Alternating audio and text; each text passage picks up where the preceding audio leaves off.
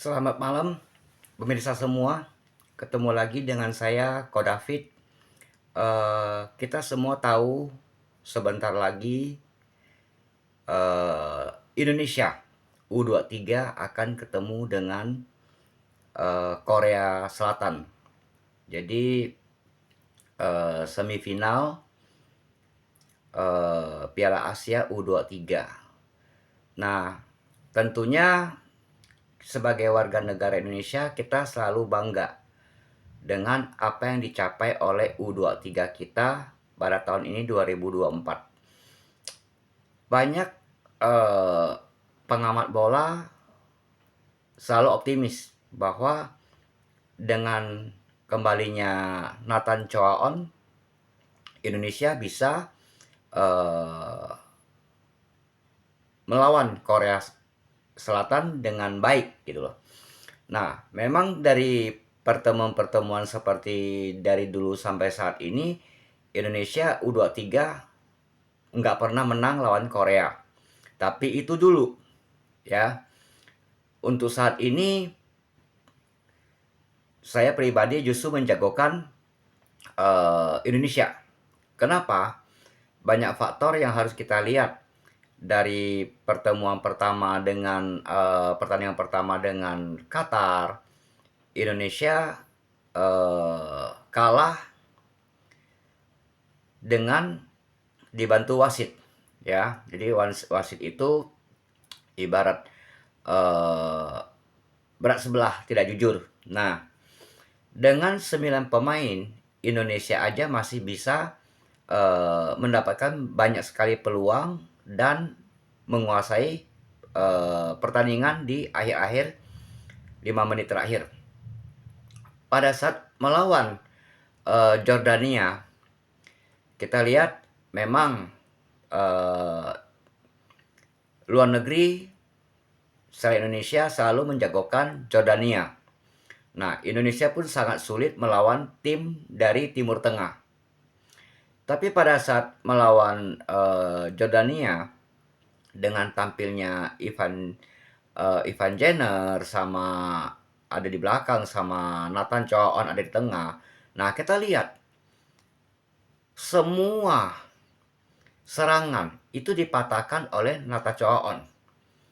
Nah, terlepas dari itu, pemain-pemain yang lain juga sangat bagus, terutama pemain Liga 1 sangat bagus seperti back kita, Witan juga bagus. Nah, saya sempat kritik Witan pada saat pada saat Piala Asia, yaitu di untuk tim senior. Nah, pada saat itu dia main sangat tidak bagus, bahkan jarang sekali menyentuh bola. Tapi pada saat melawan Jordania, Witan sangat luar biasa. Bahkan memberikan satu gol, satu assist, dan satu dua dari Witan dan Marcelino itu sangat bagus. Nah, untuk pertandingan nanti sebentar lagi kan paling sekarang jam jam setengah 11 saya lagi bikin video ini, berarti kita akan bertanding setengah satu. Nah, kalau dengan komposisi yang diturunkan oleh Sintayong pasti tidak jauh beda. Karena pada saat melawan Jordania, Indonesia sangat bagus. Sangat rapi, serangannya juga sangat bagus. Nah, makanya untuk melawan Korea Selatan ini tentunya Sintayong tidak banyak perubahan, masih mengandalkan 4-3-3. Nah, kemungkinan eh, Ramadan Samanta masih akan dicadangkan. Mungkin dimasukin pada saat menit 80 atau 75 karena mungkin mengganti penyerang dari Street. Kalau ngomong-ngomong tentang peluang, saya bilang peluang Indonesia jauh lebih besar dibanding Korea. Kenapa? Karena sebagian besar pemain Indonesia ini main di tim senior. Jadi untuk mental, untuk tim ini tidak banyak perubahan. Walaupun sekarang tim U23 tapi banyak sekali pemain kita yang main di senior.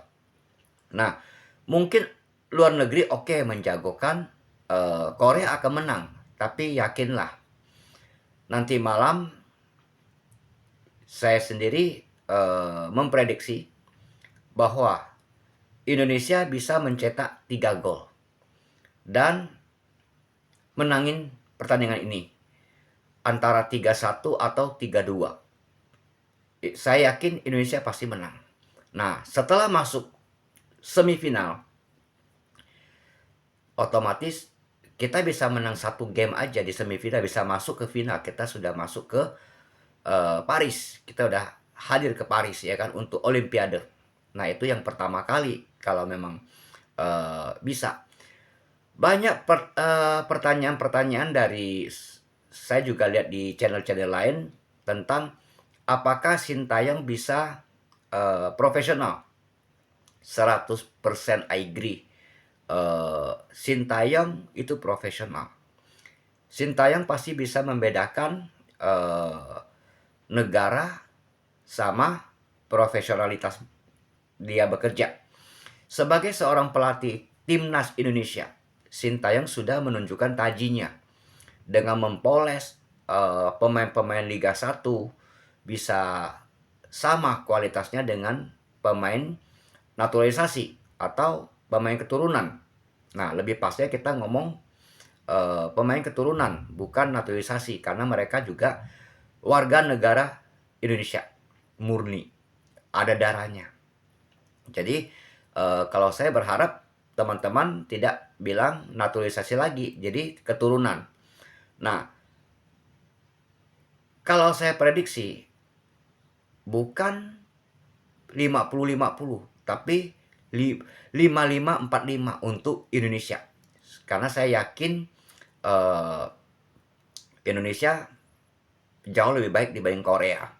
Nah, untuk teman-teman yang nonton video ini, silakan komen pendapat kalian tentang timnas Indonesia U23 untuk sebentar lagi melawan Korea. Memang pelatih Korea ini adalah temannya Sintayong semasa jadi pemain. Nah, tentunya mereka juga taktiknya tidak jauh berbeda tentang permainan. Tapi kita lihat perkembangan Indonesia di tangan dingin Sintayong itu membuat banyak sekali perubahan. Bahkan dunia dibikin gempar oleh Indonesia. Nah, sebagai rakyat Indonesia, kita harus bangga. Jadi, saya sendiri sudah sangat tenang karena Sintayong sudah diperpanjang kontraknya oleh Pak Erick Thohir sebagai Ketua Umum PSSI. Nah, sekarang tinggal bagaimana Sintayong membawa Garuda Muda ini terbang jauh lebih tinggi di Piala Asia U23 ini. Percayalah, Indonesia sebelah kakinya sudah ada di final. Apabila bisa mengalahkan Korea nanti malam atau pagi ya, pagi jam 12.30.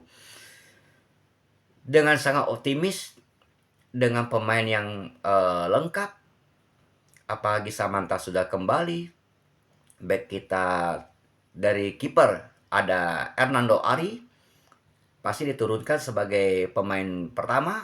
Nah, kemungkinan akan ada pergantiannya untuk kiper kedua, tapi bisa juga sampai selesai pertandingan ini tetap Hernando Ari. Nah, untuk di back tetap ada kapten kita yang sangat tenang, sangat dingin, sangat bersih, men-tackle, mengambil, membuat lawan itu frustasi. Contohnya waktu melawan Jordania, kita lihat pemain Jordania mulai menyusun penyerangannya itu sudah dipatahkan oleh Nathan. Jadi Nathan inilah Argojo yang pertama kali menggorok, menghancurkan serangan dari Jordania. Nah, apabila mereka masih bisa lewatin Nathan, masih ada pemain-pemain lain yang siap memotong mereka. Jadi untuk malam ini atau pagi ini kita siap-siap untuk seneng, euforia dengan kemenangan Indonesia U23 di Qatar melawan Korea Selatan. Dan siap-siaplah kita akan masuk final. Persiapkan pesta kita untuk menyambut Indonesia masuk final Piala Asia U23 di tahun 2024. Nah, terlepas dari itu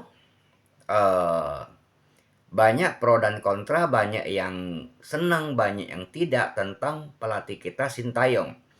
Nah, kalau kita mau membahas suksesnya tim nasional kita U23 maupun yang senior, itu tidak terlepas dari seluruh rakyat Indonesia yang begitu kuat, begitu setia mendukung timnas kita. Itu pertama. Kedua, tidak lepas dari Ketua Umum Pak Erick Thohir dan jajarannya yang begitu sibuk, begitu sulit, begitu profesional membuat tim ini jadi makin kompak, pelatihnya pemainnya makin bagus. Nah, terlepas dari itu, kita harus mengakui belum ada pelatih yang pernah menangani timnas Indonesia yang membawa Indonesia terbang setinggi ini. Baru sekarang ada Sintayong.